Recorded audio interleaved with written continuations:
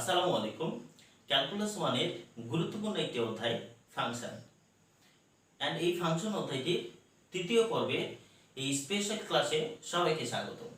And আমি আসলে এই ক্লাসটিকে কেন স্পেশাল বলছি, কারণ আজকে আমরা মূলত লাস্ট দুইটি রুলস নিয়ে আসলে আমরা কথা বলবো, রুলস নাম্বার 6 এবং 7। অ্যান্ড এই দুইটি রুলস মূলত খুবই জটিল, দুইটা রুলস আমাদের কাছে আসলে মনে হয়, তবে আজকে আমরা এই দুইটা জটিল রুলস খুব সহজ টেকনিকে আমরা আসলে সলভ করে ফেলবো। অ্যান্ড এই দুইটা জটিল রুলস রিলেটেড যে ম্যাথগুলো আমরা পাবো, এই ম্যাথগুলো আমরা খুব সহজেই আমরা প্রবলেমগুলো সলভ করে নিতে পারবো। সো চলো, আমাদের যে রুল 6 ছিল সেটি হচ্ছে ফাংশনের মধ্যে রুট রিলেটেড একটি ম্যাথ। অ্যান্ড আমরা দেখতে পাচ্ছি এই রুটের মধ্যে কিন্তু a স্কয়ার মাইনাস বি স্কয়ারের যে আকারটি রয়েছে সেটি কিন্তু আমরা দেখতে পাচ্ছি।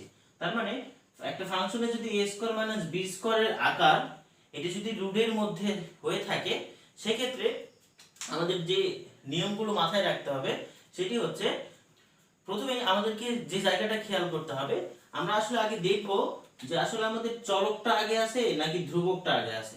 যদি আমাদের ধ্রুবক আগে থেকে থাকে তাহলে আমরা এই টেকনিকে আমরা আসলে সলভ করে ফেলবো। তার মানে আমাদের প্রসেসটা হচ্ছে, রুটের ভিতরে যেটা আছে গ্রেটার দ্যান ইকুয়াল কি করব, আর আমরা জানি রুট রিলেটেড যে কোনো ফাংশনের সমাধানের জন্য আমরা অলওয়েজ কি করি, গ্রেটার দ্যান ইকুয়াল 0 ধরে নেই।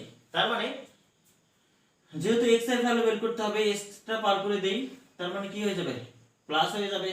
তাহলে আমরা যদি এটাকে লেস দেনে কিন্তু কনভার্ট করে নিতে পারি। কিভাবে করছি, কারণ আমাদের কিন্তু শর্তটা কিন্তু মানের দিকেই ছিল, তার মানে মানটা যেহেতু ওই পাশে আমি লিখেছি, সেক্ষেত্রে আমাদের কিন্তু এই যে শর্তটা এটা কিন্তু চেঞ্জ হয়ে যাচ্ছে। তাহলে এবার দেখো, আমি যদি স্কয়ারটা পার করে দেই, তার মানে প্লাস মাইনাস কি হচ্ছে, a হয়ে যাচ্ছে। তাহলে আমরা x এর ভ্যালু আসলে কয়টা পাচ্ছি, আমরা দুইটি ভ্যালু পাচ্ছি। কি কি পাচ্ছি, একটি হচ্ছে প্লাস a আর একটি হচ্ছে মাইনাস a। তার মানে এখান থেকে খুব সহজেই কিন্তু আমরা ডোমেনটা বের করে ফেলছি, যে ডোমেনটা হচ্ছে আমাদের মাইনাস a এবং প্লাস a। দুটির পাশে কিন্তু আমাদেরকে থার্ড ব্র্যাকেট ইউজ করতে হবে। কেন ইউজ করতে হবে, কারণ এই যে আমাদের লেস দেন ইকুয়াল আছে। তাহলে এই ছিল আমাদের ডোমেন। এবার আসো কিভাবে আসলে আমরা এটা রেঞ্জ বের করব। তাহলে প্রথমে আমাদেরকে y ধরে নিতে হবে f of x a square minus x square. তার মানে y root over a square minus x square আমাদেরকে একটু বর্গ করে নিতে হবে। তাহলে আমরা যেহেতু x এর ভ্যালু আসলে বের করব, তার মানে দেখো এই যে মাইনাস x টা আছে এই পাশে নিয়ে আসো, তাহলে প্লাস x স্কয়ার, আর y স্কয়ারটা ওই পাশে গেলে কি হবে, মাইনাস হয়ে যাচ্ছে। তাহলে অতএব x রুটটা স্কয়ারটা ওই পাশে গেলে কি হবে, plus minus root over a square minus y square. So এই পর্যন্ত আমাদেরকে আসলে রেঞ্জের ক্ষেত্রে সমাধান করে দেখাতে হবে। সো এবার আসো, রেঞ্জটা বের করার জন্য আমাদের যে ডোমেনের যে প্রসেসটা ছিল সেই প্রসেসটি আসলে আমরা অবলম্বন করব। তার মানে কি করব, রুটের ভিতরে আছে a square minus y square greater than equal 0।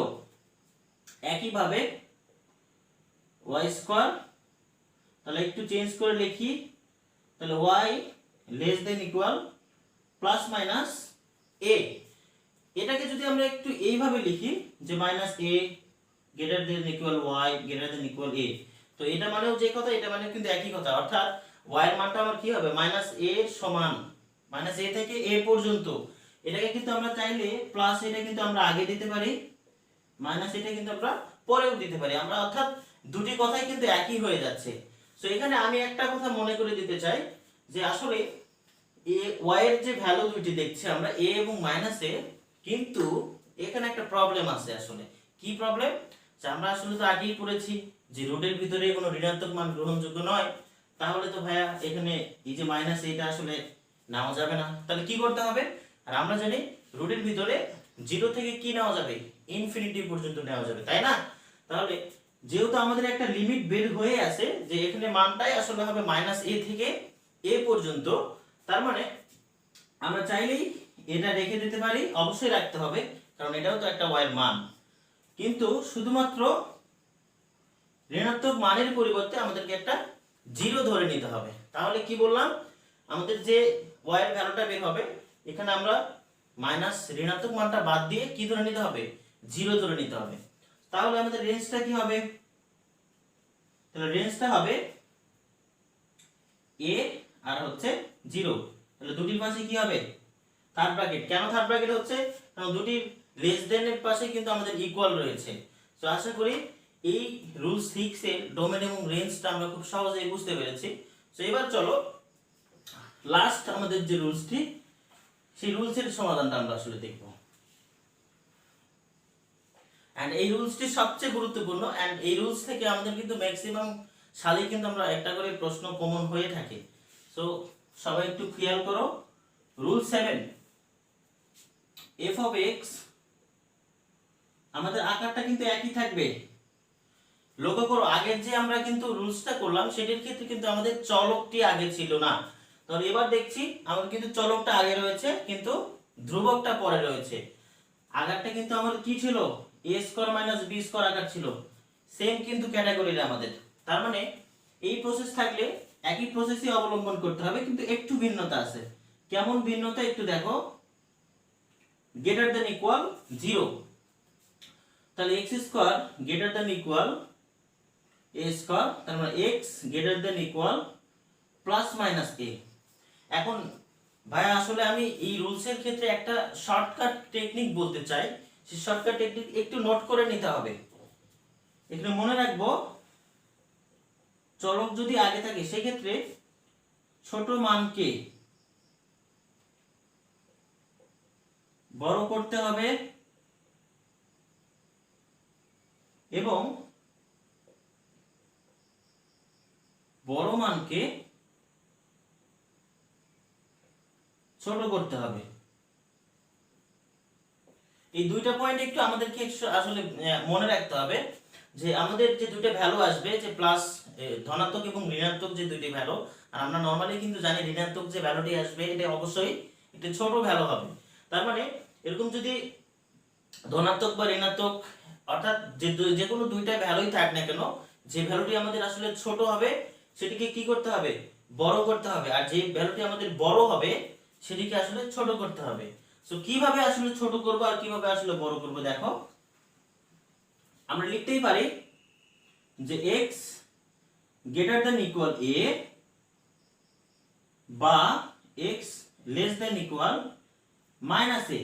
লক্ষ্য করো আমাদের যে শর্তটা ছিল আসলে এই যে আমাদের বড় মানটিকে আমরা কি করছি, ছোট করছি, অর্থাৎ বড় মানের দিকে শর্তটা দিব না, কার দিকে দেব, চলকের দিকে দিব।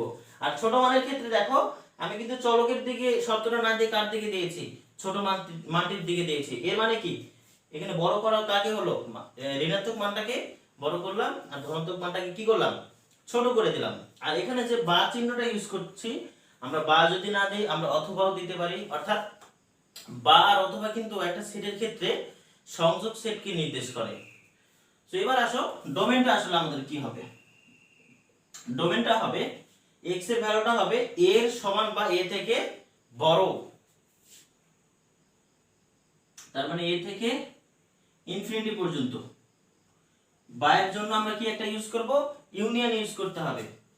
তাহলে এখানে দেখো x এর ভ্যালুটা কি হবে, মাইনাস a থেকে ছোট। একটু লক্ষ্য করো আমি যদি সংখ্যা রেখা একটু দেখাই দেই, 0 প্লাস ইনফিনিটি মাইনাস ইনফিনিটি, অর্থাৎ ডান দিকে আমরা কি জানি ধনাত্মক, বাম দিকে ঋণাত্মক। তো এবার লক্ষ্য করো x এর মানটা যদি মনে করো মাইনাস এটা আসলে এখানে, তাহলে মাইনাস x এর মানটা কি হবে, মাইনাস a থেকে ছোট হবে, মাইনাস a সমান অথবা মাইনাস a থেকে ছোট। তাহলে মানটা কোন দিকে যাচ্ছে, অবশ্যই মাইনাস ইনফিনিটির দিকে যাচ্ছে। তার মানে আমরা কত দূর নিতে পারবো, এটা আসলে অসীম পর্যন্ত, এই জন্য আমরা কি ধরে নিই, মাইনাস ইনফিনিটি ধরে নিই। তার মানে আমার অ্যান্সার কোনটা, মাইনাস ইনফিনিটি থেকে মাইনাস a পর্যন্ত নিতে হবে। তাহলে মাইনাস ইনফিনিটি থেকে মাইনাস a, তাহলে এখানে অবশ্যই থার্ড ব্র্যাকেট ইউজ করতে হবে। আর আমরা জানি ইনফিনিটির পাশে কি করতে হয়, ফার্স্ট ব্র্যাকেট ইউজ করতে হয়। আর এখানে থার্ড ব্র্যাকেট কেন দিলাম, এই যে আমাদের ইকুয়াল আছে এই জন্যই কিন্তু। তো আশা করি আমরা সবাই ডোমেনটি বুঝতে পেরেছি। এবার আসো রেঞ্জটা আসলে আমরা কিভাবে বের করব। এই প্রবলেমের ক্ষেত্রে আবার আমার আসলে রেঞ্জটা খুবই easy. X square minus a square, তাহলে y equal to root over x square minus a y square, তাহলে বর্গ করে দিতে হবে। তাহলে যেহেতু আমাদেরকে এক্স এর ভ্যালু বের করতে হবে, পুরো অংশটা এই পাশে লিখে দাও। তাহলে অতএব x square equal to y square plus a square, তাহলে এখানে আমরা লিখতে পারি x equal to plus minus root over y square plus a square. So এই পর্যন্ত সমাধান আমাদের কি করে দেখাতে হবে। সো এবার আসলে ভাইয়া রেঞ্জটা আসলে কি হবে। সো খুবই ইজি, একদমই ইজি। কেন ইজি বলছি, কারণ আমরা নরমালি আগেই শিখেছি যে রেঞ্জের ক্ষেত্রে রুট রিলেটেড। আমি আরেকটা কথা বলে নিতে চাই আসলে, যে দেখো রুটের ভিতরে যদি চলকটা আসলে আমাদের আগে থাকে সেক্ষেত্রে কিন্তু কোনো ঝামেলাই আমাদেরকে পোহাতে হবে না। তার মানে এখানে দেখতেই পাচ্ছি চলকটা আগে রয়েছে, আর আমরা কিন্তু নরমালি আমরা কিন্তু জানি যে আসলে রুটের মধ্যে কিন্তু ঋণাত্মক মান গ্রহণযোগ্য নয়। তার মানে রেঞ্জটা আমাদের কি হবে, অনায়াসে 0 থেকে ইনফিনিটি, সেই তো হচ্ছে আমাদের রেঞ্জ। সো আশা করি সবাই সম্পূর্ণ ম্যাথটা আসলে বুঝতে পেরেছি। খুবই জটিল হলেও কিন্তু আমরা খুব সহজ টেকনিকে কিন্তু আমরা ম্যাথটা সলভ করলাম। সো এই ছিল আমাদের ফাংশন অধ্যায়ের তৃতীয় পর্বটি। এন্ড আশা করি ক্লাসটি সবার ভালো লেগেছে, এন্ড কেমন লাগলো অবশ্যই কমেন্ট বক্সে জানাতে ভুলবো না। ওকে, আজকের ক্লাসটি এই পর্যন্তই থাকলো। দেখা হবে আবার অন্য কোনো দিন নতুন কোনো টপিক নিয়ে। সেই পর্যন্ত সবাই ভালো থাকো, সুস্থ থাকো। আল্লাহ হাফেজ।